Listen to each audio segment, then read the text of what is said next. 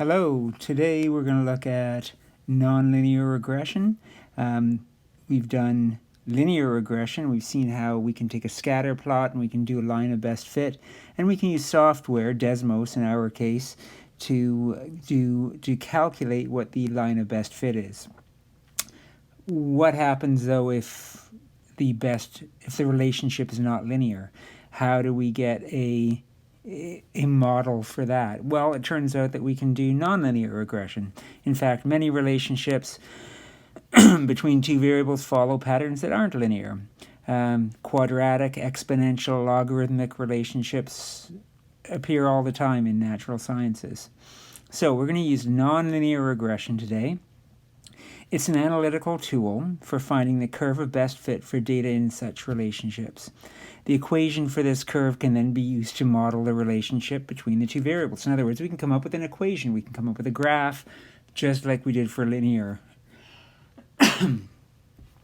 Now, remember when we did linear regression, we had something called the correlation coefficient. It was represented by the letter R. It was a measure of the linearity of the data. I didn't use this term before, but basically it was a measure of how good the line of best fit was. So it could go anywhere from -1 to +1. +1 meant that we had a perfect fit and that all the dots were on the line. 0 meant that there's no relation whatsoever between the two variables. The scatter plot would look truly random. And -1 also was a perfect fit.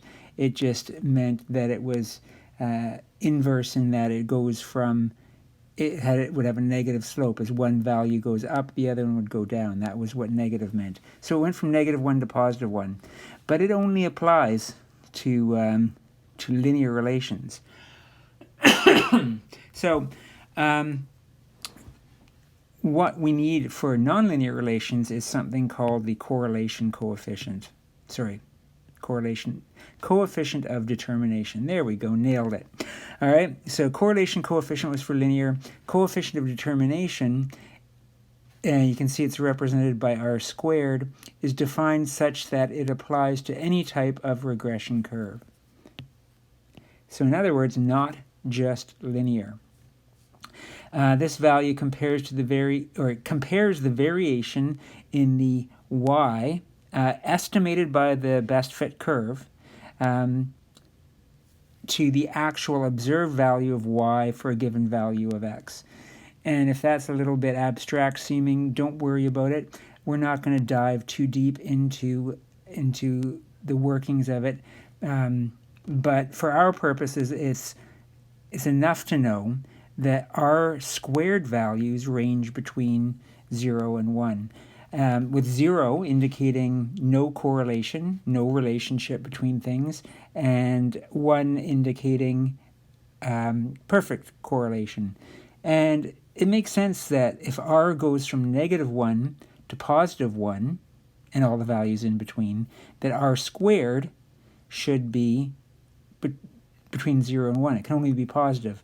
You take any R value, there is definitely a relationship between R and R squared. If we take R and square it, we get R squared, and if we take R squared and take the square root of it, we get R.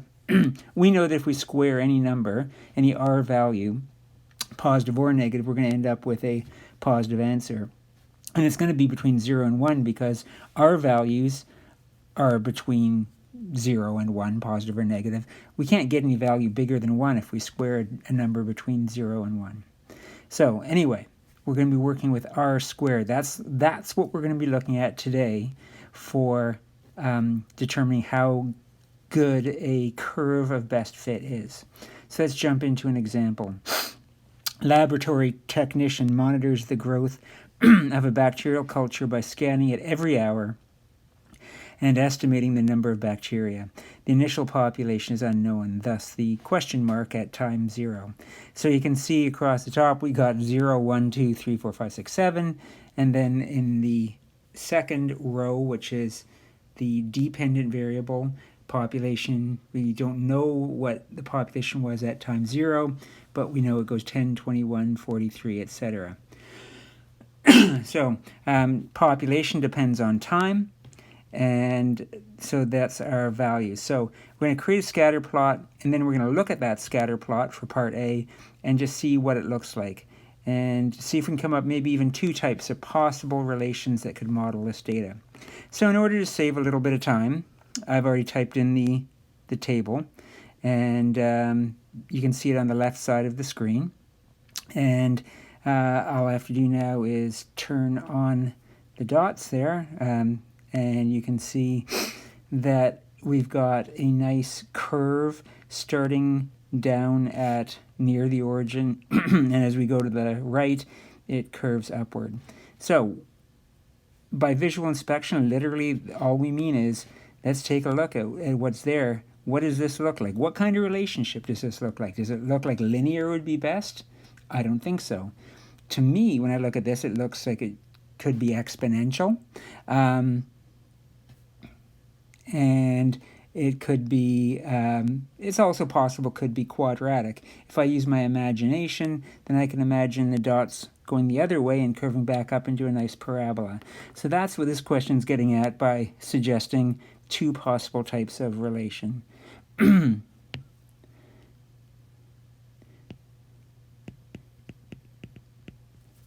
Make this bigger.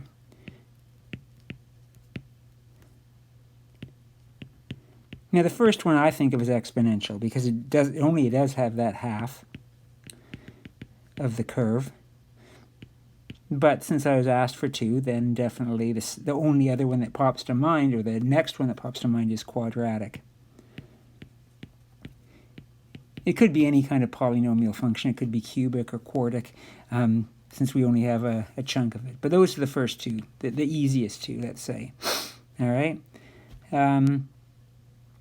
So use Desmos to determine the curve of best fit using an exponential model. Okay, so like I said, exponential seems like the simplest solution, so let's just go with that. Record the equation and the r² value. So when we're dealing with an exponential model, all exponential relationships can be modeled using something of this form: y equals a times b to the x. And you can see different versions of it, different letters. I mean, y and x are just our variables, of course, but as far as a and b go, I've seen different versions. I've seen capital A and different bases, but all we need to know is that a represents the starting value, or sometimes known as the initial amount.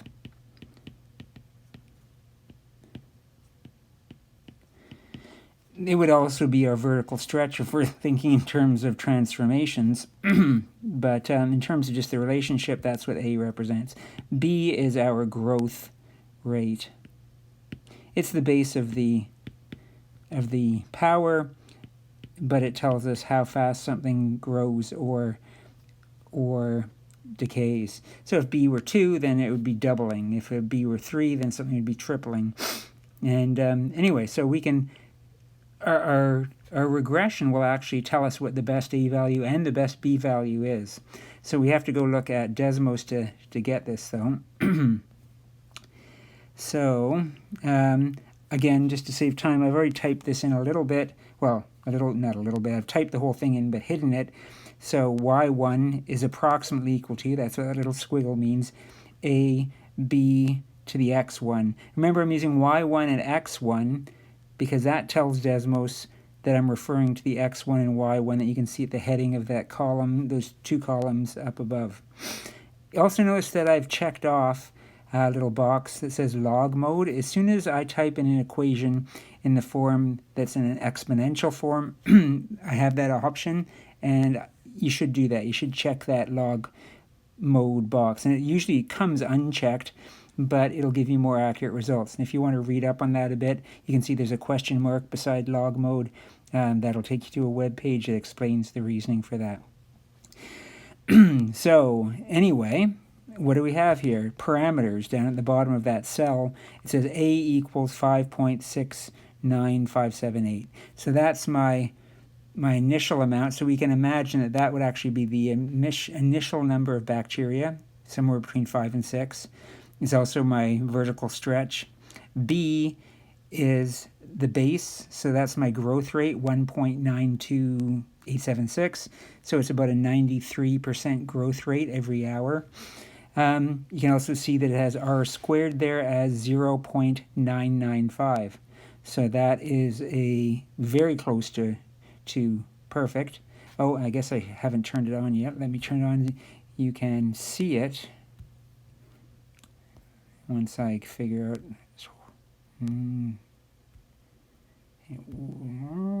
There we go. Eventually, it does not want to turn on. There we go. Okay, I worked it out. So I turned on the graph. You can see it. Yes, it looks like an excellent graph. It looks like it is pretty much very close to a perfect fit, and that's why r squared is 0.995. All right, so now I have to try to remember all these numbers. So I'm just going to round this to A is 5.7, B is 1.9. I'm already forgetting. All right, Y equals 5.7 times 1.923, if I round it, 3, okay.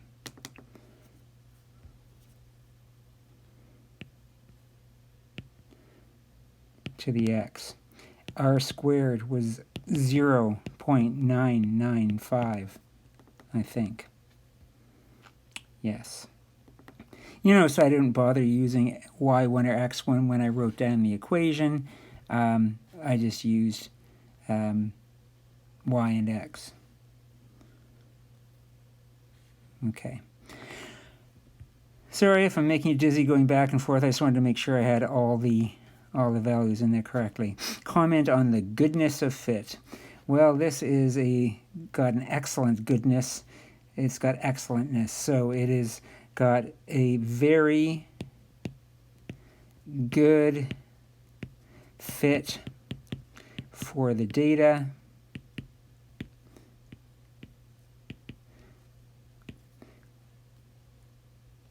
We know this because r squared is very close to 1.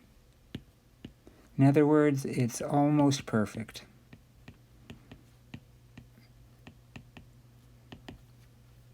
Let's take one last look at it again. Look at those dots. It appears that this line is at least touching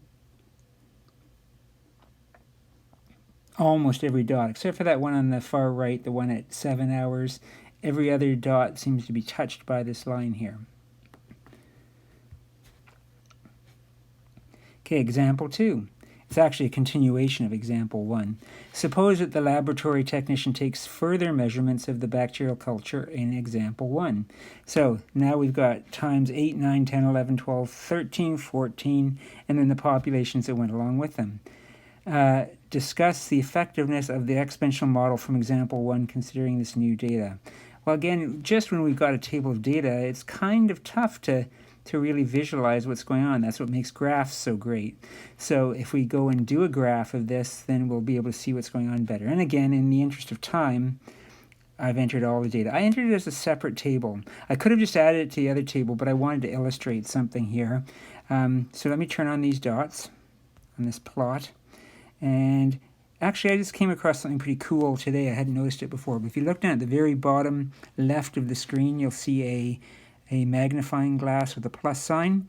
I clicked on that today to see what would happen, and it actually made my scatter plot, or the window, fit the scatter plot, so everything fit nicely. So that was something new I just sort of came across here. So there is, it's still got the original graph on there. That black line was the curve of best fit based on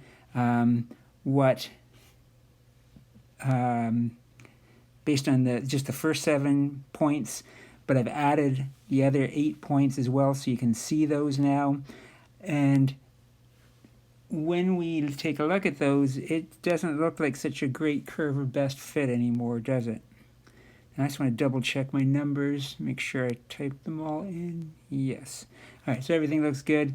As far as my table goes, I think the numbers are all entered correctly, but it's not looking like a great curve of best fit anymore. So maybe it's just a matter of all I have to do is, of course, the black line equation came from only those 7 data points. Maybe if I redo it with the 14 total data points, maybe I'll get another nice curve of best fit. Before I do that, was there anything I need to answer here? Discuss it, okay. Well, I just did discuss it, but to write something down, the model doesn't fit the new data very well. So find a new exponential curve of best fit. Okay, so we'll just do this again, but with the new data. Notice how in this table is labeled as, the headings are x2 and y2. So when I do my new regression, I want to use x2 and y2 to tell the Desmos that I'm using that table rather than the first table, the one that's labeled x1, y1. So y2 is approximately equal to a b to the exponent x2 and again you'll notice how that log mode popped up underneath there and it's not checked, so I'm going to check that. And now we've got our new curve of best fit. I'm going to get rid of the other one so it doesn't muddy things up. So here's our new curve of best fit. Still not loving it. It's okay, but it's not fabulous. You know, there's a lot of points that it doesn't really account for super well. So all the points between 6, 7, 8, and 9 are too high. All the points at 12, 13, 14, they're kind of low based on this model. If you look at the R-squared value, it's 0.88, so that's still pretty high, but not, maybe we could get something higher. But let's write this down. So 17.7, 1.44.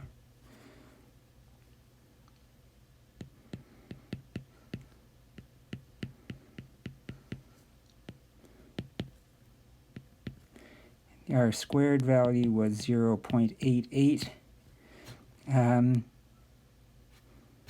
So, you know, if we have to, we could use that, but maybe we can find a better curve of best fit. Well, looking at this, if we look back at what I put in, I just put in a times b to the exponent x, and Desmos gave me the absolute best exponential function it could for this data. So maybe it's not an exponential function. Maybe it's something else. Remember we said maybe it is quadratic. Let's try quadratic and see how that one works. So I'm still going to use y2 and x2, but I'll just use standard form quadratic. Though I could use vertex form, I could use factored form, but let's go with standard form. So y2 again, approximately equal to a x2 squared plus bx2. Takes especially on a iPad, it's a little bit more tedious to type in. On a computer you can do it faster. Plus c. So there's standard form for a quadratic, and it's in blue on my computer here, and you can see that it seems to do a better curve of best fit. Let's get rid of the exponential one, and you can see that it's much closer to all the dots. Now it does have a problem in that it assumes an initial value, a y-intercept of negative 122 bacteria, which is a bit problematic. So it's not a great model for the first couple hours, but after you get to about hour 3, or even hour 2, it's okay. Hour 2 to 3, then it becomes a lot better. The R squared value, as you can see, is a lot better as well. It's almost, well, it's 0.9888, so it's getting close to perfect. So if I was to round this a little bit, let's see. Write down our equation. Y equals, let's go with 4x squared plus 55. I'm just going to round up to 55x minus 122. R squared was what? 0.9888, 0.99, let's call it.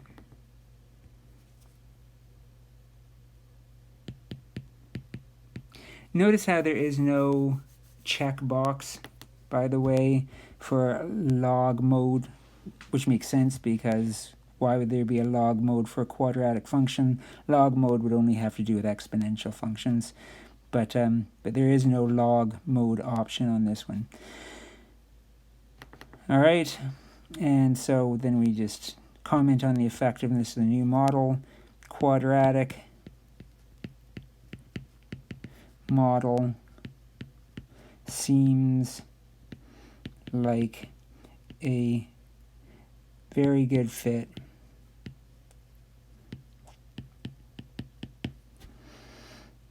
So let's just leave it at that.